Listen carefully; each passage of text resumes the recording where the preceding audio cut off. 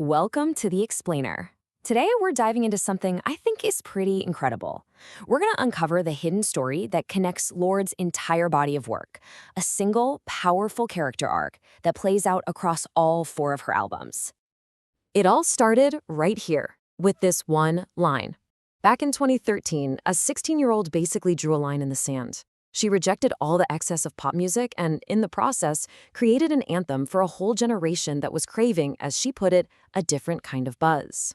But you know what? What started as this defiant statement has twisted into something way more complex, way more visceral. That simple line has been crossed, it's been erased, and it has been totally reframed by everything that came next. So that brings us to the big question, right? What if these albums aren't just snapshots in time or cool sonic reinventions? What if, and this is where it gets interesting, what if we can use text analysis to prove that this is one single, stunning character arc playing out in four distinct acts? Okay, so here's how we're going to break this journey down. We're going to look at pure Heroine, then Melodrama, and Solar Power, all leading up to a new album, Virgin. And then we're going to tie it all together with what we're calling the Lorde thesis. This is our roadmap, but listen, this isn't just some neat story about a pop star growing up. It's way messier than that.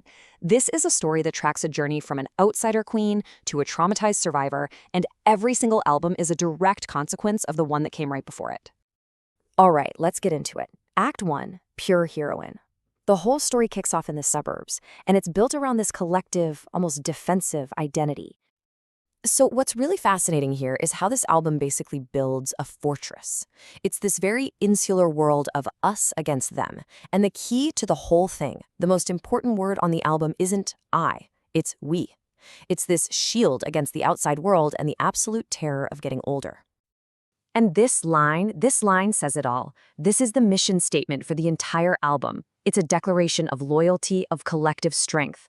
All the power at this point in the story comes from the group. And here's the cool part. The data actually confirms this feeling of strength. A sentiment analysis of the lyrics gives us a consistently positive score. So why is that? Well, it's because even though the world outside might seem threatening, inside the fortress, the team feels strong, united, and totally secure.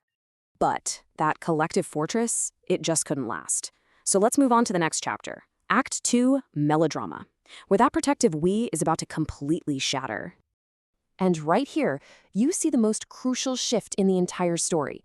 The voice moves from that united front of we're on each other's team to this incredibly painful, solitary admission, I'm a liability. The story is no longer about the group. It's all about a single I, totally alone, navigating a massive heartbreak. This one line just captures the entire emotional landscape of the album.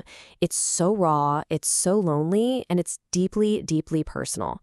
The whole party atmosphere of the album is just a backdrop for this kind of intense individual pain. Now, have a look at this emotional signature. The average score is almost 0, but that number is so incredibly deceptive. It's not neutral, it's volatile. It's hiding these wild swings from ecstatic, explosive highs to absolutely crushing lows, which, when you think about it, is the very definition of melodrama. After all the emotional carnage of Melodrama, the story takes a really sharp turn. Act 3, Solar Power, is a conscious de-escalation. It's the great retreat. Yeah, this album is a deliberate retreat. She's literally turning down the volume, trading the neon lights of the party for natural sunlight.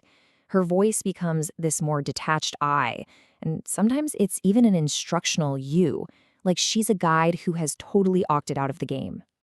And she could not be more explicit about it. This line, from the very first track, is a direct message to her audience, to the industry, to everyone. She is flat out rejecting the role of savior, refusing to carry the weight of everybody else's expectations anymore. And the data? It reflects this retreat perfectly. The sentiment score just flatlines. But again, it's not balanced. It's intentionally muted. The highs aren't ecstatic, and the lows aren't crushing. This is the sound of the emotional volume being turned all the way down. But that quiet, it was just a preface. That peace was temporary.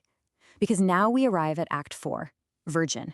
And this is a brutal reckoning that completely reframes everything that came before it. So here's the twist. Virgin reveals the real reason for the retreat in solar power. It wasn't just some lifestyle choice to go to the beach, it was a necessary escape. It was the consequence of a deep, unaddressed trauma.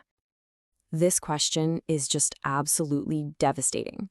Here, she's looking back at her early career, at her own start, and she's asking if her youth, her very essence, was just a resource to be exploited and recorded. This lyric is so powerful. It shows how the pain isn't just personal, it's physical, it's generational. She connects her own body directly to an inherited trauma, something passed down from her mother.